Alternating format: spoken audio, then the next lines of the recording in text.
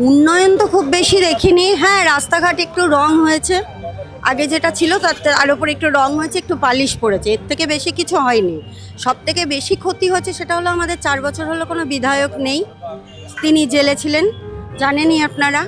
আর এখন যেটা বেশি সমস্যা, আমাদের এলাকাটা হচ্ছে নিম্ন মধ্যবিত্তের এলাকা। এখানে ছেলে মেয়ে মা বাবার পক্ষে সম্ভব হয় না ছেলে মেয়েকে ইংলিশ মিডিয়ামে পড়তে পাঠানোর, অথচ স্কুলগুলো, সরকারি স্কুলগুলোর অবস্থা খুব খারাপ। বাবা মাদের বাধ্য হয়ে ভীষণ কষ্ট করে স্কুলে পাঠাতে হয়। এটা যদি কোনো যে পার্টি আসুক না কেন, আমরা চাইবো এই দিকটা যেন দেখে। একটা ভালো হাসপাতাল আর জল জমা একটা বিরাট সমস্যা, এই জল জমা থেকে আমাদের একটু মুক্তি চাই। পার্থ চট্টোপাধ্যায় তো এত বছরের বিধায়ক ছিলেন, দেখেছেন কখনো তাকে? না, ওকে কখনো দেখিনি। ভোটের সময় আসে, ওই গাড়ি করে ঘুরে চলে যায়, তারপরে কোনোদিন দেখি। যত জমি আছে সেখানে সব জমি তৃণমূলের নেতা, এখানকার প্রাক্তন কাউন্সিলরের কত জমি আছে জিজ্ঞেস করবেন। বয়কলমে তিনি প্রমোটারকে এই যে টাকা পয়সা, দুর্নীতির টাকা পয়সা, জমি কিনে রেখেছেন অনেক, এটা আমরা জানি, এবং নানান প্রমোটারের মাধ্যমে তিনি জমি সেই সব ডেভেলপ করাচ্ছেন।